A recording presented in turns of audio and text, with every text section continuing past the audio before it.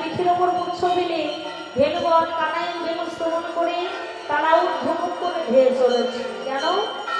বেনুর ধ্বনি হচ্ছে তরল বস্তু, যদি কর্মবিবর হতে বেরিয়ে যায় তাই তারা ঊর্ধ্বমুখ করে চলেছে। গৌর হরিব তাই কি করেছে মা?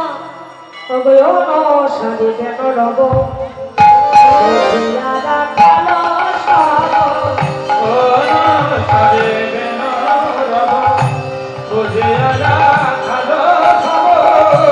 আসিয়াবে লালনি দশ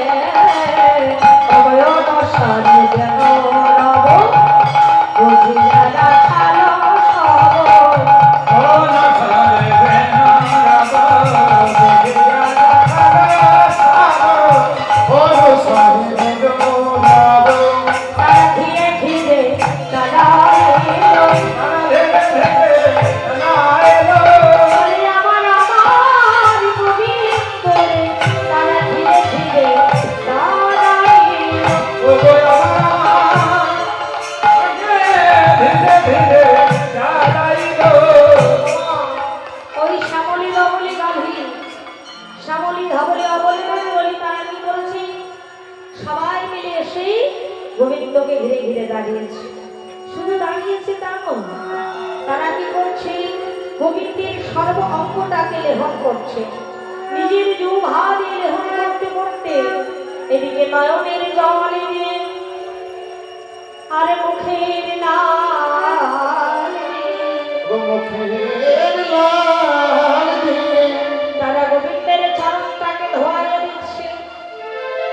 আরে বলে হে গোবিন্দ,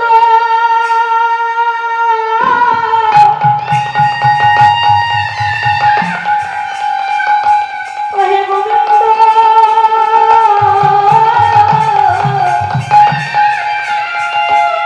আমরা যে পশু বলে জন্ম গ্রহণ করেছি,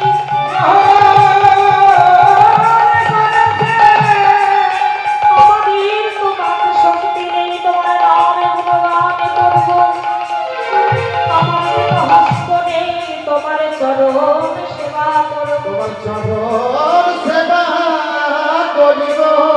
তাই তোমার চরণে একটাই নিবেদন জানাই রাখি গোবিন্দ, যেন আমাদের মানব কুলে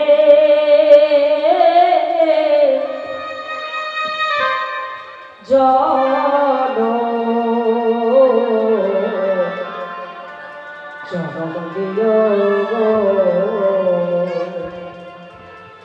তুমি যেন আমাদের মানব কুলে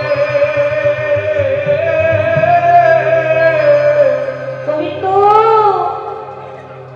কুলে